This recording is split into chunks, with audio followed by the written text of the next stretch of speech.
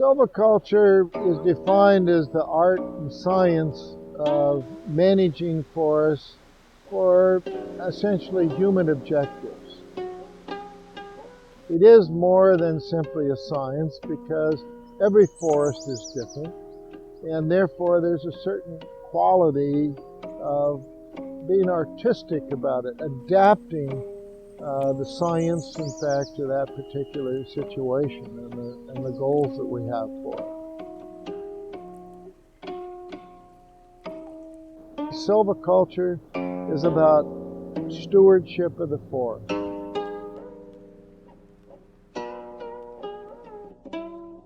There's a lot of interest in rainforests, particularly temperate rainforests.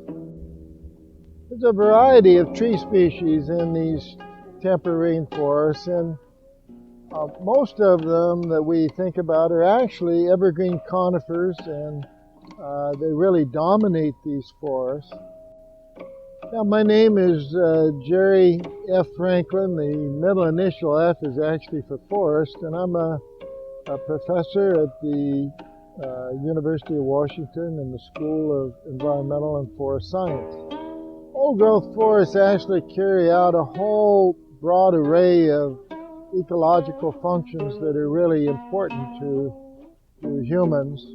These include things like sequestering large amounts of carbon, protecting, our municipal watersheds, providing habitat for a very broad array of species, and of course, they're really outstanding places to go for recreation and reflection.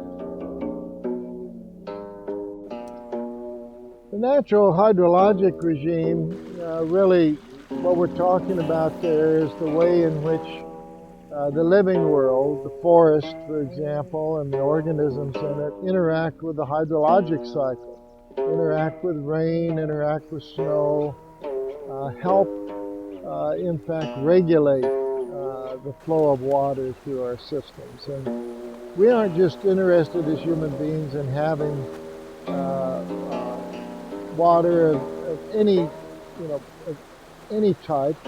We really want a well-regulated, high-quality flow of water. And our forests really help provide that kind of well-regulated, high-quality water that we need.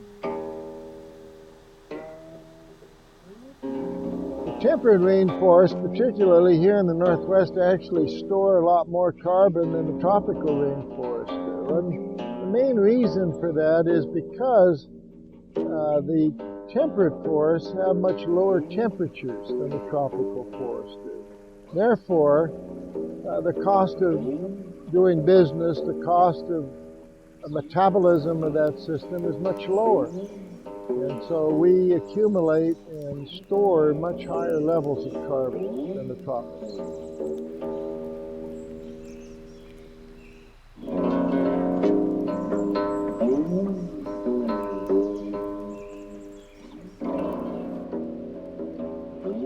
Natural disturbances and clear cutting are very, very different kinds of disturbances to the forest. And the most significant difference is that clear cutting is designed to leave nothing behind, whereas natural disturbances almost always leave very extensive legacies, living and dead, of the forest that existed before the disturbance.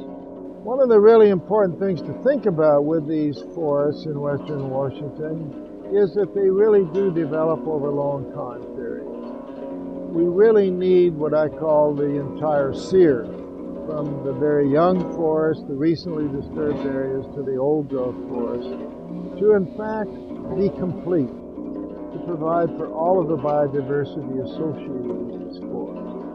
And so that's going to be a real challenge for us on the federal land. We need to be thinking about not just the old growth forest, but the entire developmental sequence, which often takes many centuries.